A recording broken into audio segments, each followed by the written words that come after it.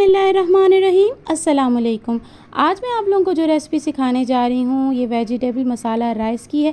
ये बहुत ही ज़्यादा कम बजट में मज़ेदार वेजिटेबल मसाला राइस बन के तैयार होंगे। यूजुअली हम लोग गोश्त के बिरयानी और पुलाव तो खाते ही हैं, लेकिन मेरी बताई हुई इस रेसिपी से आप मज़ेदार वेजिटेबल मसाला राइस बनाएंगे तो यकीन जानिए कम बजट में इतने मज़ेदार बन के तैयार होंगे ना कि खाने वाले फरमाइश पे बनवाएंगे।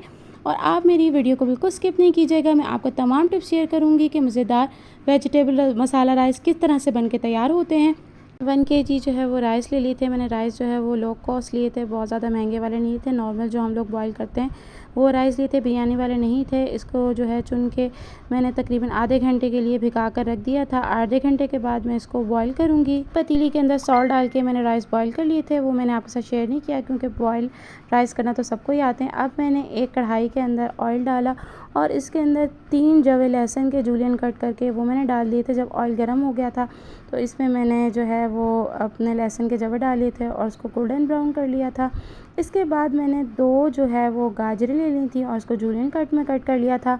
और उसके बाद इसको मैंने मीडियम टू हाई फ्लेम पे जो है वो सौते किया था तकरीबन 2 से 3 मिनट। जब ये 2 से 3 मिनट में थोड़ी सी फ्राई हो गई थी तो इस वक्त जो है मैंने बंद गोभी वो भी मैंने पतली पतली लंबी लंबी कट कर ली थी। पहले आधी मैंने डाली, एक बंद गोभी थी पहले आधी डाली, उसको मैंने गाजरों के साथ सौता किया। जब वो थोड़ी सी फ्राई हो गई तो उसके बाद बाकी की भी मैंने बंद गोभी डाल दी थी और इसको भी मैंने इसके अंदर अच्छे से मिक्स कर लिया था। और मैंने गाजर पहले इसलिए डाली थी क्योंकि वो थोड़ी देर में जो है वो गलती है, तो उसको हम पहले डालेंगे। इसके बाद हम बंद गोभी डालेंगे। इसके बाद मैंने जो है एक शिमला मिर्च ले ली थी, उसको भी मैंने जूलियन कट कर लिया था और वो भी मैंने इसके अंदर डाल दी थी और इसके साथ उसको भी मैं जो है वो फ्राई करूँगी। इस वक्त जो है ना मेरी फ्लेम मीडियम टू हाई है, आपने फ्लेम को लो नहीं करना है वरना जो आपके जितने भी वेजीज़ हैं ना ये पानी छोड़ देंगे। आपने मीडियम टू हाई फ्लेम पे इसको जो है वो फ्राई करना है और वक्फे वक्फे से चम्मच चलाते रहना है। इसके बाद मैंने 2 अनियंस ले लिए थे इसको और मैंने इसको सर्कल शेप में कट कर लिया था। आप इसी तरीके से कट कीजिएगा, इससे बहुत ही अच्छा सा इसका कुरकुरा सा एक टेस्ट आता है। मुसलसल आप चम्मच चलाते रहेंगे। इस वक्त जो है मैंने कोई भी स्पाइसेस में नहीं मिलाया है। जब तक मेरे वेजीज़ जो है वो सौते नहीं हो जाएंगे अच्छे से, हम कुछ नहीं मिलाएंगे। इससे ना इसका टेस्ट बहुत ही अच्छा सा कुरकुरा सा जो है वो टेस्ट आता है। वरना अक्सर हम कहते हैं कि वेजीज़ जो है हमारे बिल्कुल नरम से हो जाते हैं, वो इसीलिए होते हैं कि हम साथ ही इसमें स्पाइसेस डाल देते हैं। जब आपके वेजीज़ अच्छे से फ्राई हो जाएं तो आप इसके अंदर स्पाइसेस डालिएगा। मैंने इसके अंदर 1 टेबलस्पून चिकन पाउडर डाला था, 1 tablespoon black pepper, 1.5 tablespoon red chili और 1 टेबलस्पून सॉल्ट। आप अपने टेस्ट के हिसाब से डालिएगा सॉल्ट। और इसके बाद जो है हमने इसको अच्छे तरीके से मिक्स कर लिया। फ्लेम अभी भी हमारी जो है मीडियम टू हाई है और इसको हम अच्छे से तेज़ हाथों से मिक्स करेंगे। और जब इसमें से थोड़ी सी खुशबू आने लग जाएगी तो इसको अंदर मैं डालूँगी सोया सॉस और chili sauce. Chili sauce 2 tablespoon भर के डाले थे मैंने और सोया सॉस वो भी 2 टेबलस्पून भर के डाले। और चिली सॉस और सोया सॉस डालने के बाद भी इसको मैंने अच्छे तरीके से मिक्स किया। ये दोनों चीज़ें जो हैं इसके अंदर अच्छे से मिक्स हो जाएं। और ये इस वक्त ना बहुत ही अच्छी सी खुशबू आ रही थी। और यकीन करें इस तरह से आप वेजीज़ को जब आप फ्राई करेंगे ना तो उसका टेस्ट बहुत ही मज़े का कुरकुरा सा जो आएगा। और ये इसके बाद जो है मैंने 4 आलू ले लिए थे, उसको फ्रेंच फ्राइज़ में कट कर लिया था। 1 टेबलस्पून चिकन पाउडर, थोड़ा सा नमक और 1 ही टेबलस्पून मैंने इसके अंदर जो है रेड चिली पाउडर और 2 टेबलस्पून भर के ना मैंने इसके अंदर कॉर्नफ्लावर डाल लिया था। जो मैंने इसके अंदर स्पाइसेस थोड़े ज़्यादा डाले हैं, ठीक है। अगर आप कम लेते हैं तो आप 1 टेबलस्पून ना लें, आप थोड़ा कम डालें। मिक्स करने के बाद फ्राई कर लिया था मैंने इसको। और यहाँ मैंने एक बाउल ले ली थी और उसके अंदर जो है वो 3 अंडे मैंने डाले थे।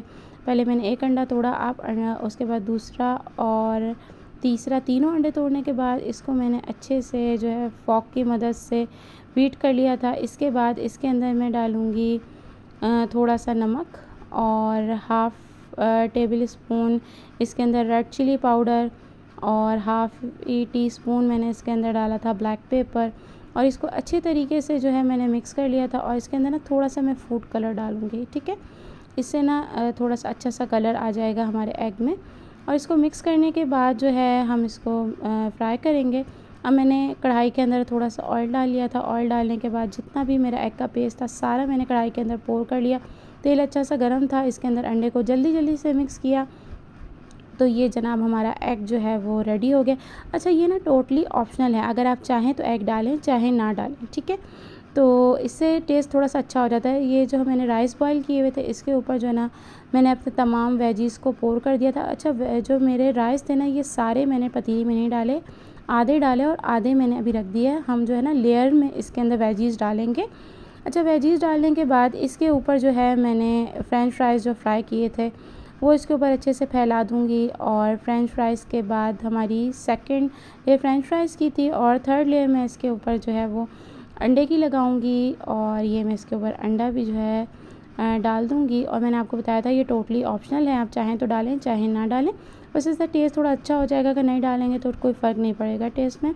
और इसके बाद मैं दोबारा से इसके ऊपर जो मेरे बचे हुए राइस थे वो मैं इसके ऊपर डाल दूँगी और इसके ऊपर थोड़ा सा मैंने फूड कलर डाल दिया था। कोई ऑयल वगैरह मैंने इसके ऊपर नहीं डाला है, एक्स्ट्रा आपको एक्सपेंस करने की ज़रूरत नहीं है। ये मज़ेदार से कम बजट में हमारे राइस जो है वो रेडी हो जाएंगे और ये बहुत ही ज़्यादा पसंद करेंगे जब आप इसको बनाएंगे ना घर वाले। और ये 10 मिनट हमने दम पे रख दिए थे और उसके बाद जो है ये मेरे मज़ेदार से वेजिटेबल मसाला राइस जो है वो रेडी हो गए हैं। चूल्हे से उतारने के बाद इसको मिक्स कर लूँगी। आप इसको बनाएं, देखिएगा सब बहुत ही ज़्यादा पसंद करेंगे और ये बहुत ही कम बजट में मज़ेदार से बन के तैयार होंगे। तो अगर आप लोगों को ये मेरी रेसिपी पसंद आई हो तो इसको ज़रूर ट्राई कीजिएगा, अपने फ्रेंड्स एंड फैमिली के साथ शेयर कीजिएगा। रेसिपी पसंद आने की सूरत में हमें सपोर्ट करने के लिए हमारे चैनल को सब्सक्राइब कर दीजिए, आपकी सपोर्ट की बहुत ज़रूरत है। बेल आइकन भी प्रेस कर दीजिए ताकि फ्यूचर में आने वाली तमाम वीडियो की नोटिफिकेशन आप लोगों के पास आ जाए। इजाज़त चाहती हूँ, अपना बहुत ख्याल रखिएगा। अल्लाह हाफ़िज़।